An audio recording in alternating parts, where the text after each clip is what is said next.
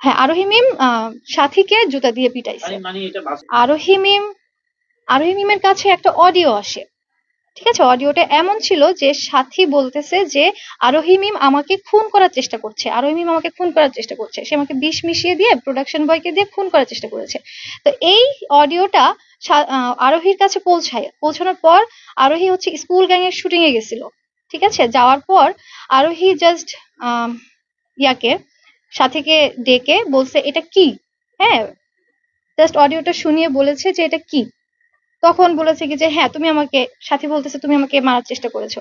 তখন ও বলেছে কি যে আমি তোমাকে কোথায় মারার চেষ্টা করেছি, বলতেছে একটা শুটিং স্পটে অমুক প্রোডাকশন বয়, ঠিক আছে? বলছে কি নাম, সে কে? তখন সাথী বলতেছে যে সে এখন কাজ করে না। তখন হচ্ছে আরোহী একটু রেগে গেছে যে তুমি কি ফাজলামি করতেছো, আমি তোমাকে কিভাবে মারবো, ঠিক আছে? এইভাবে করে আসলে রেগে গেছে, রাগের মাথায় ও জুতা দিয়ে ওরে পিটাই। হ্যাঁ, অবভিয়াসলি একদম 100% সত্যি। মানে এটা কোনো বানোয়াট বা কোনো মানে এক ফোঁটাও মিথ্যা না। আজ কয়দিন থেকে কিন্তু নিউজ গুলো হচ্ছে, হ্যাঁ, তো যার ফলে ওদের টিমের মধ্যে একটা ইফেক্ট পড়ছে, এ কথা সে কথা হচ্ছে, ঠিক আছে? তো মানে আসলে যে করতে পারে বলতে পারে এই কথাটা যখন একাধিক মেম্বার বলে, একাধিক মেম্বারের চোখে পড়ে, তাহলে তো সেটা সেটা উম, অবশ্যই সেটাই নির্দেশ করে, তাই না?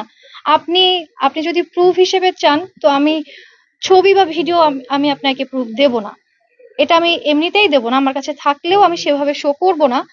বাট আপনি একাধিক মেম্বারের বক্তব্য শুনলে তো বুঝতে পারবেন, তাই না?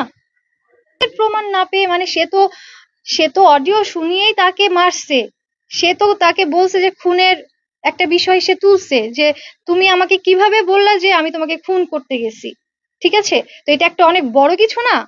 তো সে শাউট করবে না? তাছাড়া সাথীর উপর প্রত্যেকে বিরক্ত। এই যে আরোহী মিম কেন স্টেটমেন্ট দিয়েছে, সে তো টিমে কাজ করছে, তাই না?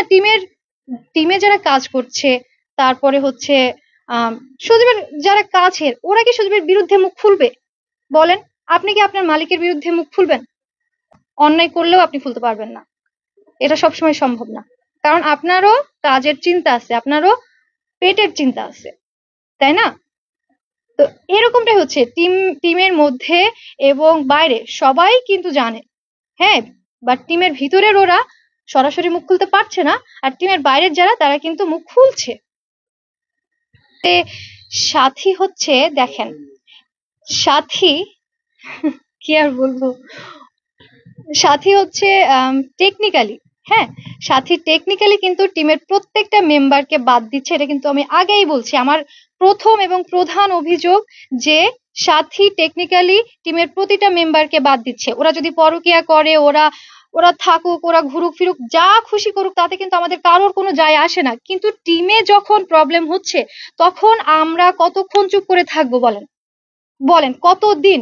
আমি সজীবকে ওয়ার্নিং দিছিলাম, আমি 3 মাস 6 মাস 8 মাস টাইম দিয়েছিলাম, কিন্তু সে টাইম নিয়েছিল, কিন্তু সে টাইমের মধ্যে সাথীকে বাদ দিতে পারে নাই, ঠিক আছে?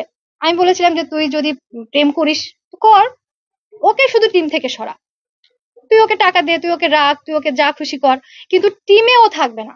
বুঝতে পারছেন? মানে ওর সাথে প্রেমের কারণে একটা হয় না